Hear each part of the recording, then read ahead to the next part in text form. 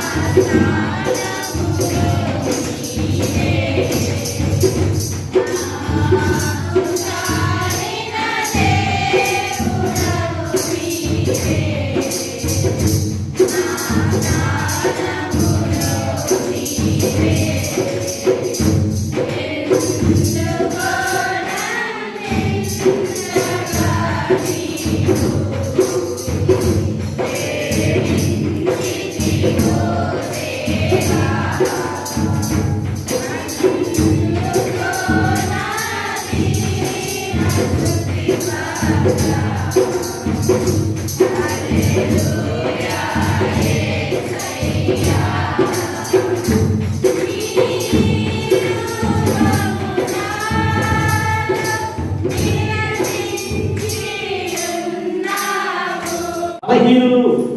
దౌర్బల్యులు, వారిని మనం కనిపెడుతూ ఉండాలి. 15 అధ్యాయము 1, 2, 3 వచనాలు.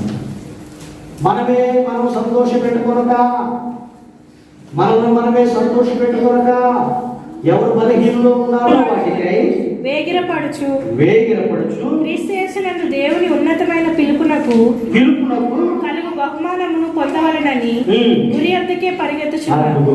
పిలుపునకు కలిగిన బహుమానము పొందవలెనని గురి యొద్దకే పరిగెత్తుచున్నాను. హల్లెలూయా.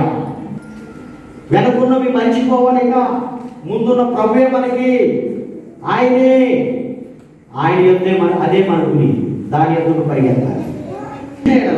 అందుకన్నాడు, పనివాడు జీతమునకు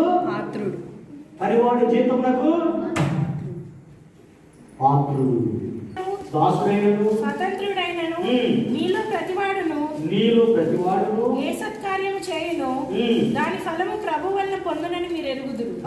దాని వల్ల ఫలము ప్రభు వలన మీరు పొందుదరని ఎరుగుదురు. 8 అతడు శోధనకు నిలిచిన వాడై ప్రభు తనను ప్రేమించు వారికి వాగ్దానం చేసిన జీవ కిరీటం పొందును. వాగ్దానం చేసిన జీవులు ప్రతి పాపమును విడిచిపెట్టి విశ్వాసములకు కర్తయుగాన్ని కొనసాగించువాడైన యేసు వైపు చూచుచు మన ఎదుట ఉంచబడిన పందెమును ఓపికతో పరిగెత్తుదాం. అది అతిశయ కిరీటమైనను ఏమి మన ప్రభు అయిన యేసు యొక్క రాకడ సమయమున ఆయన ఎదుట మీరే కదా నిశ్చయం చేస్తుంది. పరలోకము నుండి దిగి వచ్చిన జీవాహారమును మేమే. ఎవరైనారు ఈ ఆహారము భుజించితే వాడెల్లప్పుడూ జీవించును.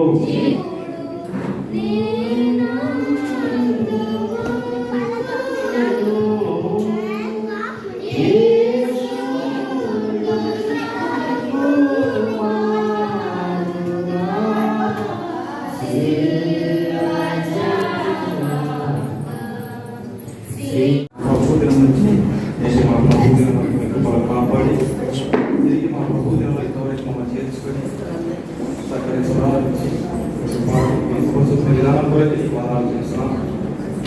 అదేవిధంగా ఇంతవరకు మీ దాసుని మీరు నిలబెట్టుకొని పక్షాన మాకిచ్చిన వాక్యాన్ని బట్టి వాదాలు చేస్తున్నాం.